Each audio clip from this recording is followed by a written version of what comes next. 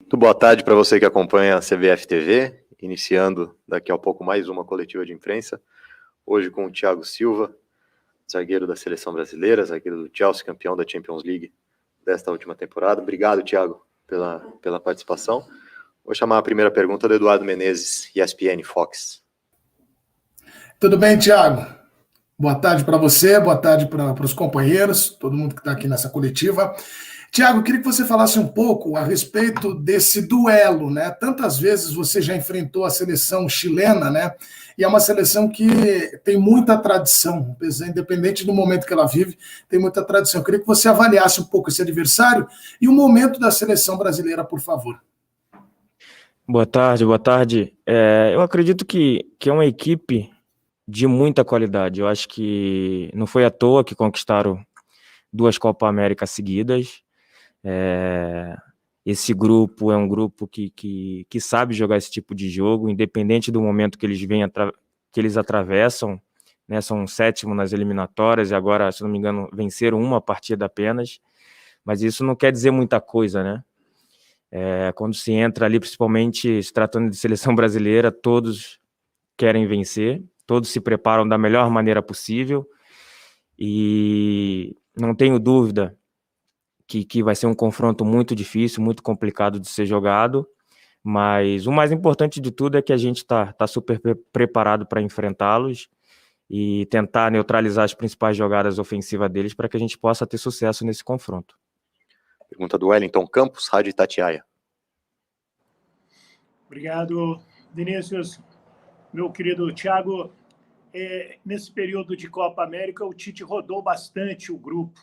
Qual foi a importância disso para você, que é o mais experiente dessa seleção? Obrigado. Boa tarde, Wellington. Eu acredito que tem uma grande importância quando você gira o elenco da maneira que o Tite fez. Isso mostra confiança, mostra que todos estão fazendo grandes treinamentos. Infelizmente, no dia do jogo ele tem que escolher 11 apenas para entrar em campo, depois, consequentemente, mais 5 para poder estar entrando. E quando se trata de seleção brasileira é sempre muito complicado você fazer escolhas, né?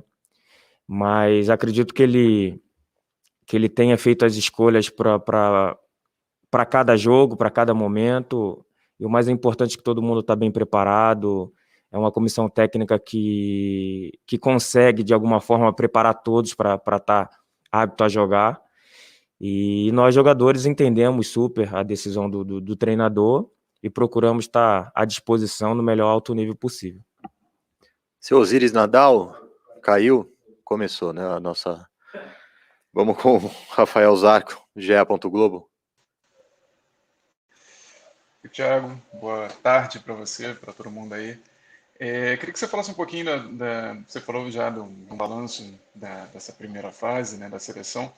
Queria que você falasse também como é que foi esse período, esse isolamento aí de vocês, obrigatório mais ou menos, né, por causa da pandemia. Vocês já estão acostumados, mas é um período bem longo. Eu acho que vocês não tiveram nem contato, né, com familiares, né, muito difícil nesse período. E também como é que você avalia também a Copa América, como é que foi...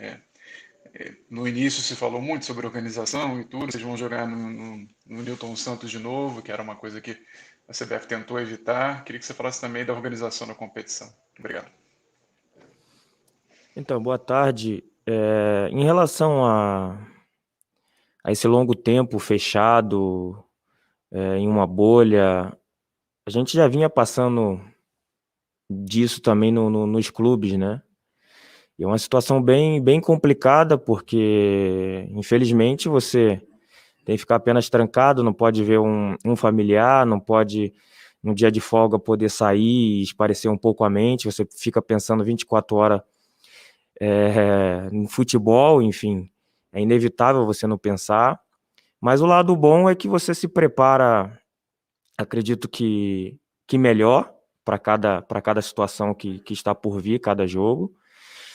E em relação à organização da Copa América, eu acredito que a Conmebol fez de tudo para que pudesse dar para a gente bons estádios, bons campos, mas infelizmente o período curto que foi decidido, ficou meio que impossível disso acontecer, mas não tenho dúvida que eles fizeram o esforço máximo para que a gente pudesse ter as melhores condições, mas as condições estão aí, todos sabem como estão os estádios, os campos, mas a gente não tem mais nada para falar sobre essa situação. A gente tem que se preparar para o que tiver que ser feito. Como eu falei antes, a gente está super preparado, a gente está super focado no nosso adversário, no nosso trabalho a ser feito. E em relação ao campo, vai estar ruim para os dois lados. Espero que a gente possa ter um sucesso maior, um alto nível maior do que o nosso adversário. Agora sim, se o Greg permitir, ou a conexão do seu Osiris também, seu Osiris Nadal.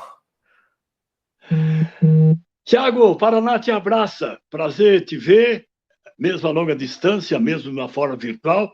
Você sabe do carinho e respeito que devotamos a você. E a nossa gratidão também ao Vinícius e ao Greg.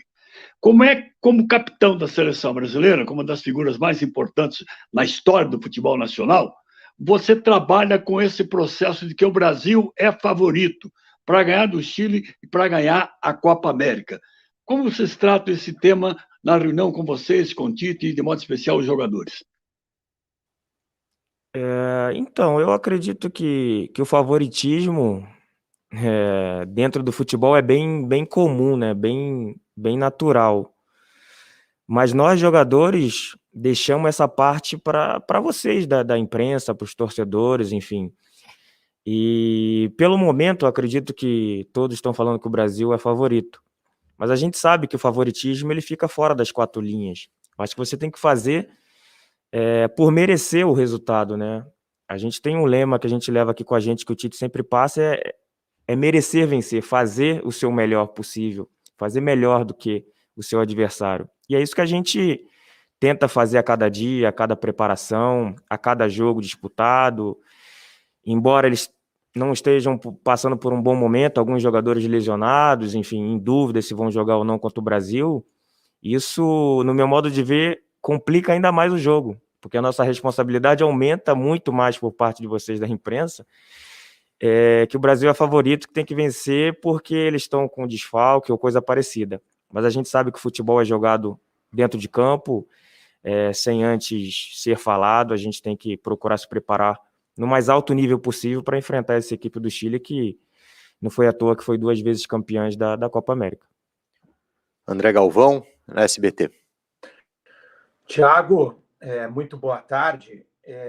Na última vez que Brasil e Chile se enfrentaram, numa competição mata-mata, foi aqui no Brasil, na Copa do Mundo de 2014, que o Brasil passou nos pênaltis e você se emocionou bastante.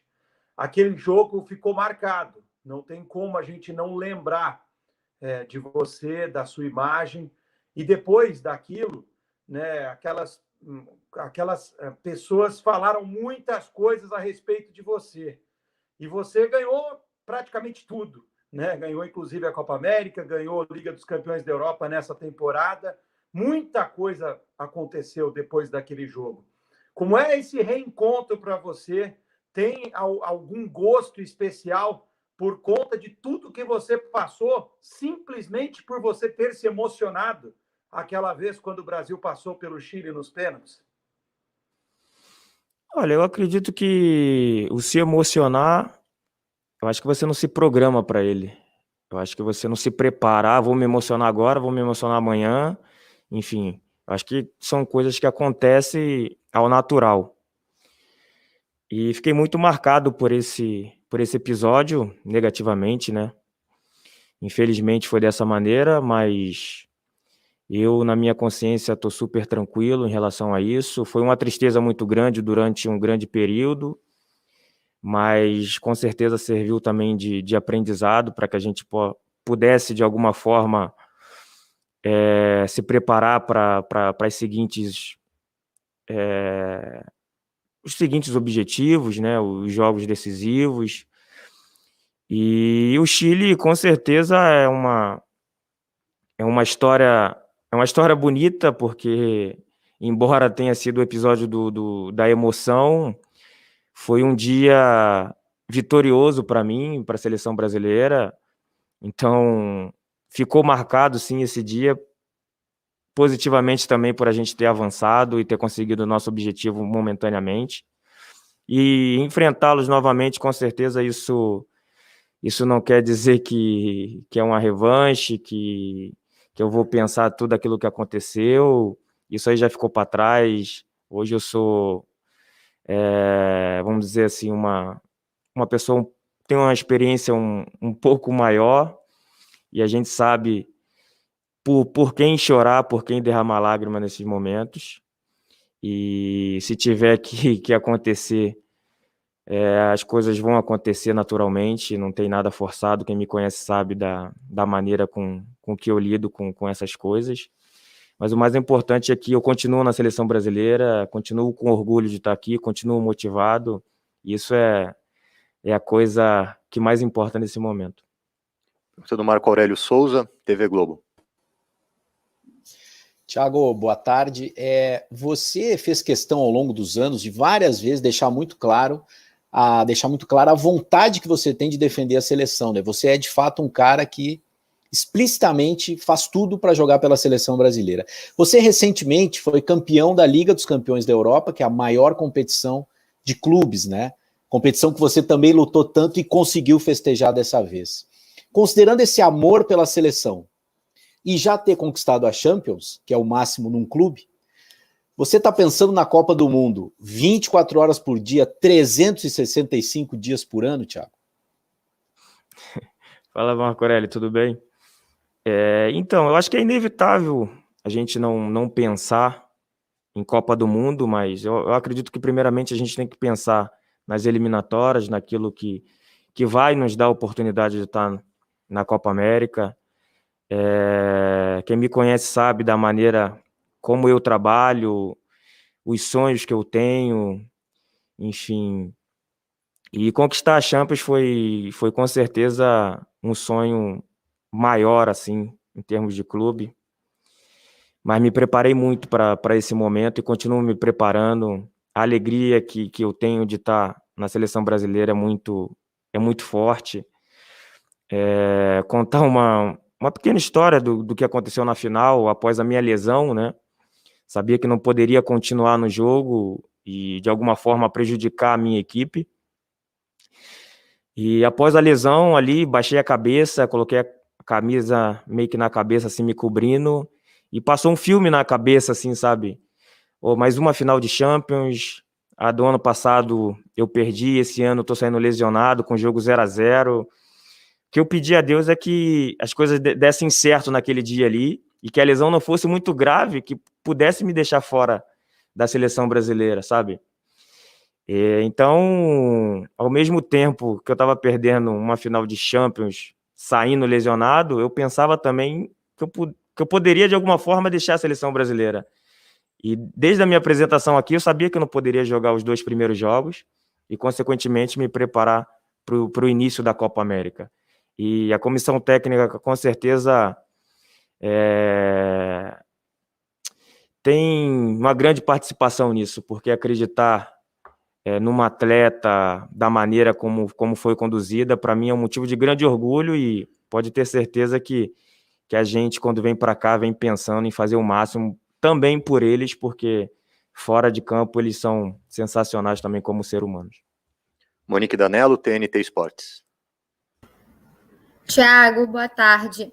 Ainda dentro desse tema, né? Claro que não só a tua vontade e a tua alegria de vestir a camisa da seleção influenciam nas tuas convocações, mas claro que a parte técnica também. E quando o Tite divulgou essa lista, que acabou sendo a lista para a Copa América, eu perguntei para ele, né, o que fazia você continuar durante tanto tempo e se seria uma espécie de reinvenção, porque você saiu do Paris, foi para o Chelsea, conseguiu ganhar a Champions. Ele disse que não sabia se reinvenção era a palavra certa, mas que você era um cara extremamente profissional e que isso influenciava no que você conseguia entregar para a seleção hoje. Eu queria agora a tua definição, o que você acha que influencia para que você continue na seleção, continue construindo essa história e consiga hoje ainda ser um dos jogadores mais importantes desse time?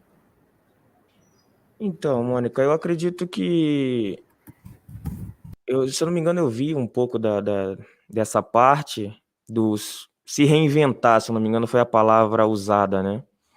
E ele falou que não gostava muito dessa palavra, que a palavra que ele falaria era se modular, né?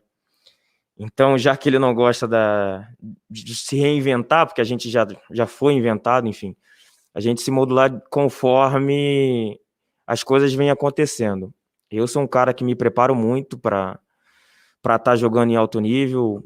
Com 36 anos, normalmente as pessoas a tendência é que estão para o final de carreira, né? E eu continuo na seleção brasileira, continuo jogando em alto nível. Nos 2 últimos anos, 35 e 36 anos, cheguei em 2 finais de Champions consecutivas, então isso é motivo de grande orgulho para mim, sabe? E saber que eu posso, de alguma forma, continuar contribuindo para a seleção brasileira, para a comissão técnica, para mim é motivo de grande orgulho, porque a minha preparação para estar jogando em alto nível não vem de 2, 3 anos atrás, ela vem desde o início da minha carreira. O Fábio, se eu não me engano, nessa mesma coletiva, citou que me conhece desde 2007, se eu não me engano, e falou super bem, que eu era super profissional. E quem me conhece sabe que eu sempre fui assim. Eu sou um cara que sempre me cuidei. Eu chego até a ser chato nesse aspecto de fazer recuperação após jogos, de rever os jogos que eu faço para tentar melhorar alguma situação ou outra, enfim. Então eu acredito que eu esteja passando por um dos grandes momentos da minha carreira, os momentos mais felizes. Eu só quero continuar aproveitando, sabe? O Casemiro fala sempre, desfrutar do momento. Eu acho que é isso que eu estou fazendo. Pergunta do Vinícius Faustini, do Lance.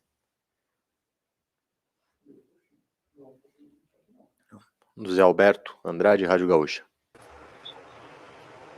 Boa tarde, Thiago. Prazer falar contigo. Thiago, a gente vem perguntando sistematicamente para a direção da CBF, até para os jogadores, para o Tite, quanto pesa não ter adversários europeus na fase de preparação da Copa do ano que vem.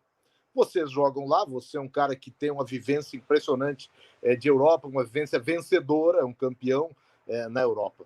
Vocês estão, de que maneira a conversa de vocês, do que está acontecendo na Europa, de seleções ou até de clubes, pode contribuir para fazer com que não se tenha esse hiato pela falta de enfrentamento? Vocês estão vendo a Eurocopa, estão comentando entre vocês o que está acontecendo lá na Eurocopa, alguma coisa diferente, alguma coisa previsível? Como é que o ambiente europeu funciona na seleção e você, como um cara conhecedor e líder, tem contribuído para isso? Eu acredito que primeiramente, assim, não influencia nada no nosso aspecto tático, naquilo que a gente gosta de propor como jogo. É claro que fica essa distância pelo calendário europeu, pelo calendário nosso aqui também da América do Sul, de ter poucos enfrentamentos com equipes, né, europeias. E isso, com certeza, a gente não tem o controle, sabe? Mas o mais importante é que a gente está procurando fazer o nosso trabalho, independente do adversário que a gente enfrente, a gente tenta, de alguma forma, continuar com o nosso modo de jogo, sabe? Não mudar assim, drasticamente aquilo que a gente vem fazendo. A gente acredita num sistema, a gente acredita em uma formação, enfim. E a gente procura dar sequência nesse trabalho. É claro que para as pessoas de fora, eu via muitos comentários, o Brasil deveria enfrentar mais as equipes de fora, da Europa. Mas a gente não tem calendário para isso e a gente não tem o controle disso. Mas quando tiver a oportunidade, eu tenho certeza que as pessoas responsáveis vão fazer acontecer, né? Até porque eles têm lá uma outra competição, que agora eu não me lembro o nome. Nations League. E isso dificulta ainda mais, né? Mas, enfim, no momento que a gente for enfrentá-lo, tenho certeza que a gente vai estar preparado, porque a gente se prepara para todos os adversários, seja ele com uma história maior, com uma história menor, mas sempre com muito respeito, para que a gente possa fazer o nosso melhor trabalho possível. Gabriel Carneiro, Portal UOL. Boa tarde, Thiago. Boa tarde a todos aí da CBF. Quando a gente olha as estatísticas da Copa América nessa primeira fase, a gente vê que o Chile ele teve 17 finalizações certas e o Brasil teve 23. E o que diferencia é que eles só fizeram 3 gols e o Brasil fez 10, né? Acho que numa leitura simplória desse número, assim, dá para entender que eles são um time que vê brecha e chuta no gol, né? E como que a defesa da seleção brasileira deve se comportar contra um time que é considerado chuta-chuta, assim, aquele conceito que sempre falam na comissão do ataca marcando, o time está sempre posicionado e esperando para não conceder chance para o adversário, ele é mais importante do que nunca nessa situação assim, Thiago? Obrigado. Então, eu acredito muito que a fase defensiva, como você falou, ela seja compartilhada com o restante dos jogadores, do meio para frente também. Porque eles têm uma grande importância, um grande impacto nessa fase defensiva nossa. Embora o Chile tenha chutado 17 vezes, tenha feito poucos gols, é uma equipe que quando vê brecha, chuta, né? E a nossa equipe, quando está em campo, dificilmente a gente dá essas chances ao adversário, porque a gente acredita que todos os adversários, se tiver oportunidade, eles vão chutar, não é só o Chile. E eu acredito que a gente tenha sofrido muito pouco nesse sentido de chute diretamente no gol, com defesas do nosso goleiro. Se eu não me engano, a gente tem sofrido de 3 a 4 chutes por jogo, sendo 2 no gol, enfim, 2 ou 3 bloqueadas por nós defensores, enfim. Isso quer dizer que a gente está muito bem posicionado defensivamente desde lá da frente. Então, a gente tem dado poucas oportunidades aos nossos adversários. Então, redobrar, né, a atenção para essa equipe do Chile, como você falou, que é uma equipe chuta-chuta, para que a gente possa minimizar essas situações que eles têm como ponto positivo, embora tenha feito pouquíssimos gols. Leonardo Darri, Rádio CBN. Tiago, boa tarde. Eu quero continuar no tema dessa última pergunta pelo seguinte: o Tite falou muito desde o começo que essa Copa América serviria para testes, né, para a seleção testar. E a gente pensa muito nisso pelo lado do ataque, né, aprimorar as alternativas ofensivas, a construção do jogo e tudo mais. Então eu queria te perguntar sobre isso para vocês da defesa. Primeira pergunta: se você vê o sistema defensivo do Brasil pronto, entrosado, dominando absolutamente tudo do ponto de vista defensivo, ou se você também sente falta ainda de aprimorar uma coisa ou outra. E segundo, como é que essa Copa América pode servir para vocês aprimorarem isso? Porque, como você disse, o Brasil é um time que cede poucas oportunidades. Então, se você vê essa Copa América também para vocês na defesa como importante para vocês ajustarem a coisa ali nesse sistema defensivo que já funciona muito bem há algum tempo. Obrigado. Olha, eu acredito que a gente está fazendo um grande trabalho, né? É uma equipe que dificilmente sofre gols, uma equipe que está sempre muito bem concentrada naquilo que tem que ser feito. Enfim, embora a gente tenha tomado apenas 2 gols nessa competição, isso não quer dizer que os adversários eles são fracos ou uma coisa parecida. Eu acho que a gente tem sobressaído porque a gente respeita muito todos os adversários, independentemente se tem uma camisa mais forte ou mais fraca. O que a gente se prepara é para enfrentar o pior possível. E a gente sabe que nesse confronto contra o Chile, a gente vai ter um confronto nesse nível. Uma rivalidade grande, que já vem das últimas eliminatórias, onde no último jogo no estádio do Palmeiras, a gente venceu de 3 a 0 e automaticamente o Chile ficou fora da Copa do Mundo. A gente sabe que tem essas coisas envolvidas dentro do futebol, que pode ser levado para frente como motivação, principalmente para eles, mas principalmente pela gente também, por entender que eles vão vir dessa maneira e de estar se preparando no mais alto nível possível. Eu não acredito que a nossa preparação seja apenas um dia antes do jogo e no dia do jogo. A gente já vem se preparando desde antes, sabe? E eu não tenho dúvida que a gente vai fazer um grande jogo, mas a gente não tem o controle do resultado de um jogo de futebol. Isso a gente não pode controlar, mas a gente pode controlar, sim, a nossa preparação, a nossa mentalidade, a nossa concentração e a nossa autoestima para poder desempenhar o nosso melhor papel diante de uma grande seleção, que é a seleção chilena. Leonardo Baran. Tiago, você tem 2 Olimpíadas, 2 medalhas, inclusive. E o Daniel Alves é tão experiente quanto você, porém, ele está indo pela primeira vez por uns Jogos Olímpicos. Que tipo de sugestão, conselho você daria ao Daniel Alves? Eu ser conselheiro do Dani, Barão, é meio difícil, né? Eu acho que nós somos 2 jogadores muito experientes, a gente troca bastante figurinha nesse aspecto, né? O Dani com certeza é uma referência para todos nós, é o maior vencedor, né? O cara que tem mais título entre todos os jogadores do mundo, então mais vitorioso do que ele, impossível, mas eu tenho certeza que ele vai liderar esse grupo aí, como ele liderava esse nosso aqui também. Infelizmente, por uma lesão, ele acabou que ficou fora da seleção principal e acabou que abriu outras portas para ele, né? A gente, por vezes, fecha uma, não definitivamente, mas ele ficou fora e se abre outras. Eu acho que ele terá uma grande oportunidade e eu não tenho dúvida que ele vai brigar e ele está sonhando por esse ouro, porque é um cara vencedor. E quando você ganha, você quer ganhar muito mais, sabe? Eu acho que é isso que move o Dani, né? Veio para o São Paulo, depois de não sei quanto tempo o São Paulo volta a ganhar um título, sabe? Então acredito que o Dani teve uma grande parcela de contribuição para que o São Paulo voltasse a ganhar títulos, juntamente com o Miranda, que veio também depois de ter saído do São Paulo sem ter vencido, né? E o Dani com certeza está preparado e a única sugestão que eu posso dar para ele é que ele aproveite desse momento, que é um momento único nas nossas vidas. Infelizmente, eu não tive presente no ouro aqui no Brasil, mas tive o bronze em Pequim, né? E, consequentemente, a prata em Londres. Infelizmente, fiquei fora desses jogadores que têm essa medalha de ouro, mas como brasileiro eu me sinto também um vitorioso. Pergunta do Lucas Giannoni, da CNN. Thiago, boa tarde.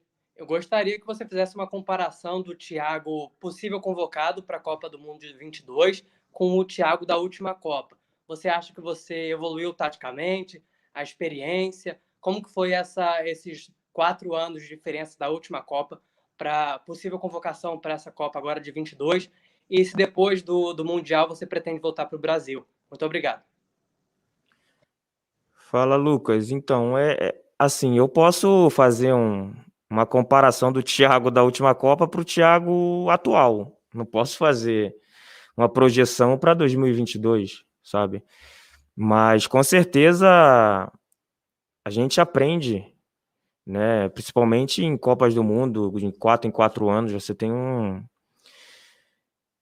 bons momentos aí de aprendizados, né? Seja ela em competições regionais, locais, Champions, enfim.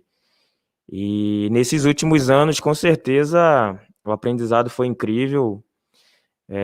Eu procuro sempre, como eu gosto de falar sempre, olhar os meus jogos após eu ter jogado para ver o que eu posso melhorar, o que eu posso aprimorar naquilo que eu tenho como ideia, a ideia do treinador, aquilo que eu posso acrescentar, enfim. E com certeza eu evolui muito, em termos de experiência nem se fala, dos 2 últimos anos, final da Champions League, coisa que eu não tinha chegado nem com o Milan e nem com o Paris Saint-Germain numa possível final, né? Cheguei com o Paris ano passado, enfim, mas até então não tinha chego, 7 anos em busca, tinha parado apenas nas quartas de finais. E quando você começa a chegar, você fala, caraca, acho que esse era o caminho. Então você vai pegando o caminho, você vai cortando determinadas situações que te fazem aprender cada vez mais. E com certeza o aprendizado foi enorme. Fico feliz, espero que eu possa, de alguma forma, estar compartilhando com os meus jogadores aqui na seleção, para que a gente possa se classificar para a Copa do Mundo e depois, consequentemente, se preparar para esse grande objetivo que a gente tem em nossas vidas. A próxima questão, da Yara Fantoni, TV Bandeirantes.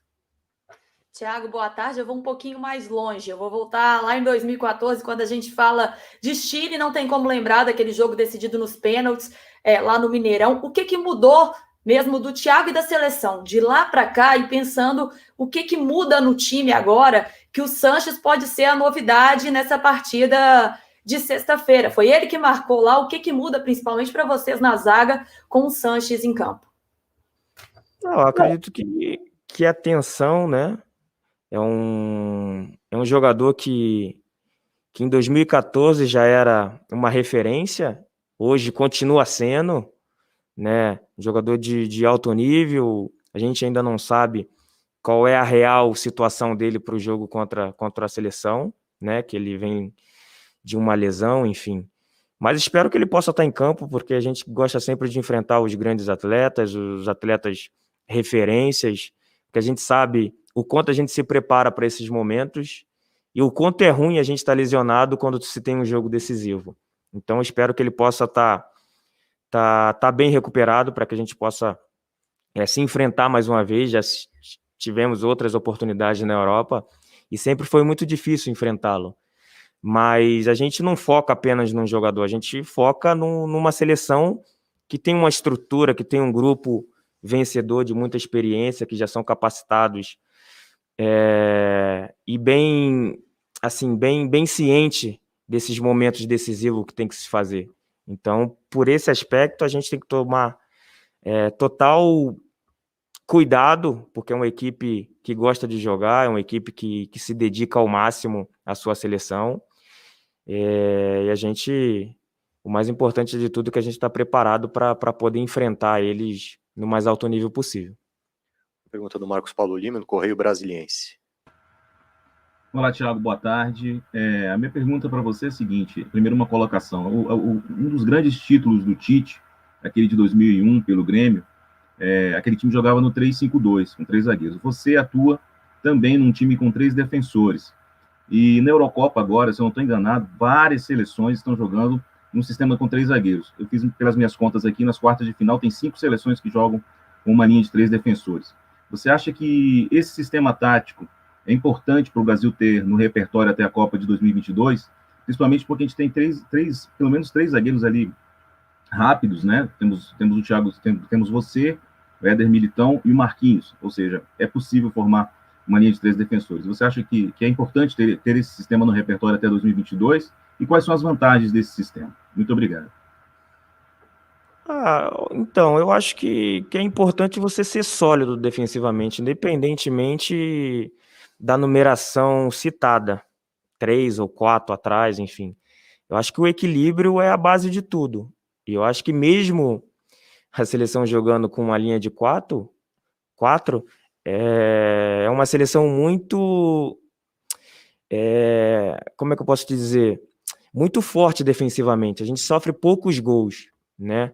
Isso não quer dizer se a gente colocar mais um ou tirar um de trás, a gente vai ficar menos ou mais. Eu acho que é aquilo que a gente acredita como trabalho, né? Se tiver a possibilidade do Tite fazer escolhas em determinado momento por esse sistema, pode ter certeza que a gente vai estar preparado. O Marquinhos já jogou de terceiro zagueiro saindo para volante, Militão já jogou no Real Madrid, inclusive contra nós do Chelsea esse ano. Eu jogo nesse sistema. O Danilo tem característica que poderia muito bem entrar como um terceiro zagueiro, até como um ala um pouco mais avançado. Tem o Lodi, tem o Alex, são jogadores super ofensivos, mas o que deixa a gente mais feliz é que a gente pode fazer qualquer situação, porque os jogadores são muito capacitados, né? E com a experiência adquirida no longo do tempo, eu acho que o menos é um pouco o Militão, mas já com vários jogos decisivos na carreira, não teria problema nenhum. Mas a gente tem um plano de jogo, a gente acredita naquilo que o homem nos passa, e não é à toa que, se eu não me engano, em 33 jogos nós sofremos pouquíssimos gols, sabe? Então isso mostra que não é o número que vai influenciar por você ter uma defesa mais forte ou menos forte. Vinícius Faustini, do Lance. Olá, Thiago, boa tarde. Desculpe. Eu queria saber, você formou dupla de zaga nessa Copa América, tanto com o Éder Militão quanto com o Marquinhos. O que você aprendeu com cada um deles?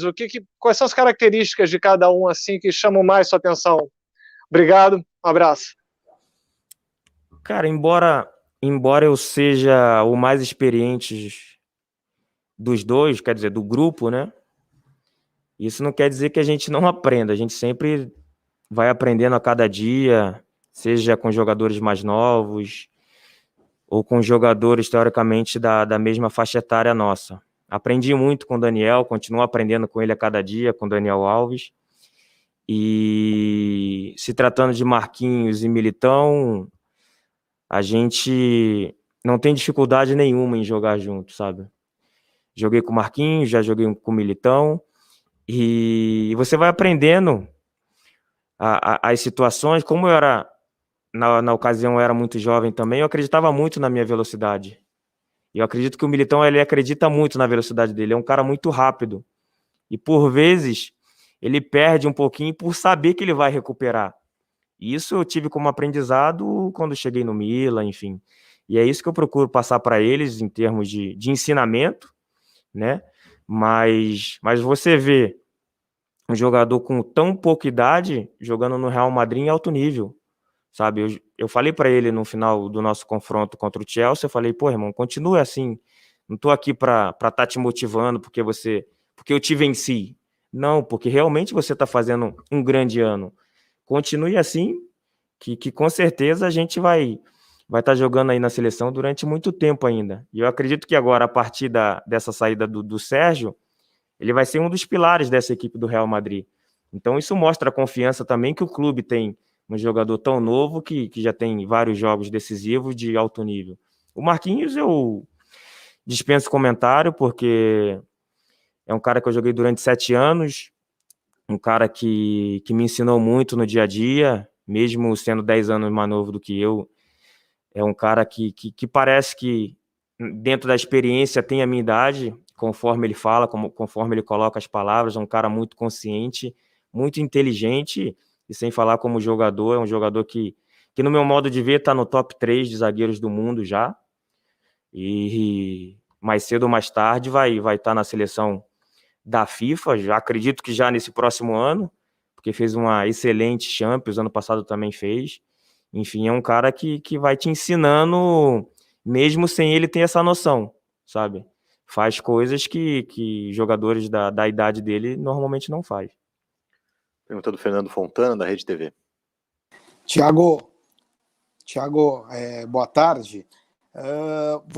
Foi perguntado para você sobre a organização, sobre o gramado também, você nem quis se alongar muito, né? O Tite falou sobre isso e acabou sendo multado também. Você, como um dos líderes e um dos porta-vozes deste elenco, como é que você vê esse tipo de censura e agora precisa pisar em ovos para dar entrevista quanto à Conmebol?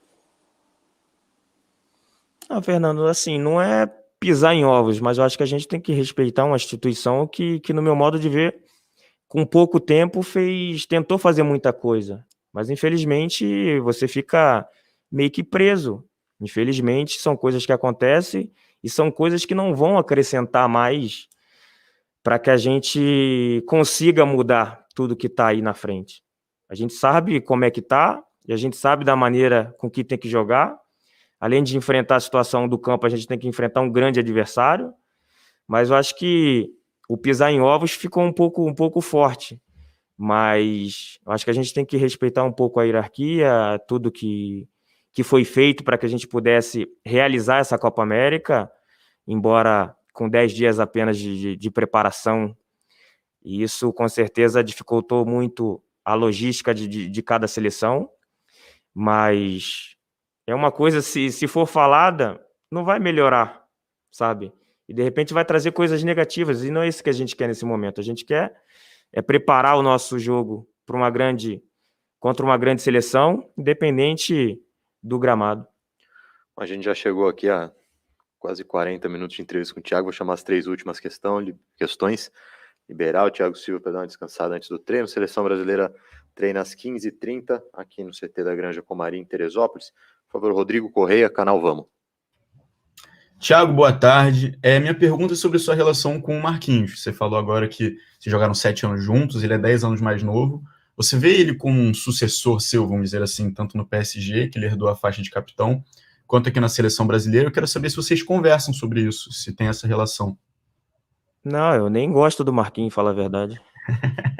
É um cara que... É brincadeira à parte, mas é um cara que com certeza me motivou muito, né? Assim que... Vou até abrir aqui para vocês uma situação que aconteceu assim que ele chegou no Paris. E conversando com a mãe dele me falou que ele era muito fã, já sabia, né, um pouco dessa situação, que ele virou para a mãe dele uma vez no Corinthians e falou que gostaria de ser zagueiro, jogador de futebol zagueiro. Mas a mãe dele falou, pô, mas como você vai ser zagueiro com essa baixa estatura? Aí ele falou, mãe, mas o Thiago Silva ele não é grande e é um excelente zagueiro, sabe? Aquilo ali, cara, não tem dinheiro que pague você ser uma referência para uma pessoa. Hoje, ele realizou o sonho dele de jogar comigo, que era o sonho dele jogar, e eu com certeza realizei esse sonho também de jogar com ele. E continuo realizando a cada dia, a cada treinamento, eu procuro aproveitar ao máximo. E não digo que ele é um sucessor do Thiago Silva, acho que ele é um Marquinhos que mereceu chegar onde ele chegou, por tudo que ele fez, por tudo que ele acreditou, por tudo que ele lutou, porque embora as pessoas dissessem que ele não tivesse altura, ele acreditou que ele poderia chegar. E ele chegou, e hoje, quando você vê o Marquinhos jogando defensivamente ou ofensivamente atacando, é um cara que tem uma impulsão incrível, sabe? Então, com certeza, ele já é referência para muitas pessoas, assim como eu fui e continuo sendo para ele. Então, para mim, é um motivo de grande orgulho jogar com um cara que me tem como ídolo e que hoje realizou o sonho dele, continua realizando com certeza, de continuar jogando na seleção brasileira também. Kim Beluco, futebol interior. Boa tarde, Thiago. Thiago, está sendo novamente comum jogadores do futebol brasileiro estarem na seleção brasileira, né? Como você enxerga essa evolução no futebol nacional e se você se vê novamente atuando aqui no país? Olha, eu acredito que, independentemente de onde você esteja jogando, se você estiver em nível de seleção brasileira, com certeza o treinador não é um doido, um louco que vai deixar você de fora. Até porque o lugar dele é no sentido de ter que desempenhar o melhor, de ter os melhores para ter vitória, para ele continuar, porque se tiver maus resultados, com certeza, consequentemente, ele não vai dar sequência no trabalho. Então, acredito que não é à toa que o professor Tite veio fazer agora 5 anos de seleção brasileira, né? Isso mostra o que ele conseguiu dar para a seleção brasileira nesses 5 anos. São 33 jogos, se eu não me engano, com apenas 2 derrotas, agora, se não me falha a memória. Então, é muita pouca situação negativa para que você possa mandar o treinador embora. Eu acho que a gente está no caminho certo, a gente tem mostrado grandes progressões aí. E em termos de jogadores jogando no Brasil, chegando na seleção brasileira, é como eu falei, se tiver nível, se tiver jogando em alto nível, como esses atletas que aqui estão, com certeza o treinador vai colocá-los aqui. Até porque, se eu não me engano, não tenho o número agora, os números, mas foram mais de 100 jogadores testados pelo Tite.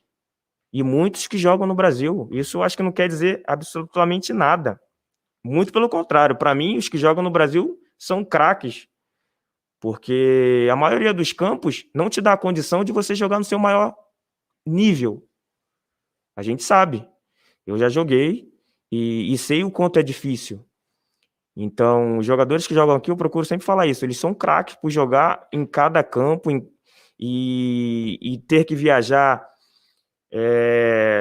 2 horas, daqui a pouco ter que voltar para jogar no outro estado que é mais 2 horas, você quase não fica em casa, enfim. São jogadores que merecem o nosso respeito e merecem isso que eu estou falando, merece ser citado. Mas, com certeza, consequentemente, você fazendo o seu bom trabalho, o treinador da seleção brasileira, ele vai te dar oportunidade. Eu acho que todos os que estão aqui mereceram estar aqui. A última pergunta para o Thiago, do Carlos Alberto Vieira, jogada 10. Olá, Thiago, tudo bem? Boa tarde. Bem, o que eu queria saber é o seguinte, né? Você falou que está vivendo um período excepcional na sua carreira, ganhou 2 das competições mais importantes. O que eu queria saber era até quanto que você projeta continuar a carreira e se, querendo, vai encerrar a carreira no Brasil, se a torcida do Fluminense pode ter esperança de contar com você no futuro. Então, eu acredito que, assim, projetar uma situação fica um pouco distante, fica difícil, né? Sem eu ter o controle. Embora eu tenha o desejo de pelo menos seguir ali mais ou menos o que o Maldini representou para o Milan, né? De chegar até os 40, ele chegou até os 41, se eu não me engano. Eu projeto isso para a minha vida, me preparei para isso. Com 36 anos eu continuo jogando em alto nível, que é uma coisa que isso com certeza me orgulha muito. Mas eu acho que agora, a partir desse momento, você tem que viver a cada temporada, a cada campeonato que você vem disputando.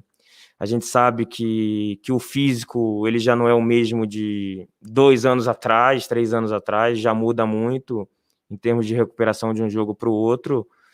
Mas o quanto eu me preparei, isso me enche de orgulho. Eu vou continuar me preparando para os meus sonhos, para os meus objetivos, consequentemente classificando, né, para a Copa do Mundo. Isso com certeza vai aumentar o meu desejo de ser campeão ainda com a seleção brasileira, que é um dos meus maiores sonhos profissionais ainda e que está pendente aí, mas que com certeza está muito próximo por a gente acreditar num trabalho que está sendo bem feito. Thiago, muito obrigado pela sua participação. 45 minutos, mais um de acréscimo. Agora dá para ir pro segundo tempo. Obrigado a todos e a todas que participaram. Lembrando a programação da Seleção Brasileira, treina agora às 15h30 no CT da Granja Comari, aqui em Teresópolis. Até a próxima, muito obrigado.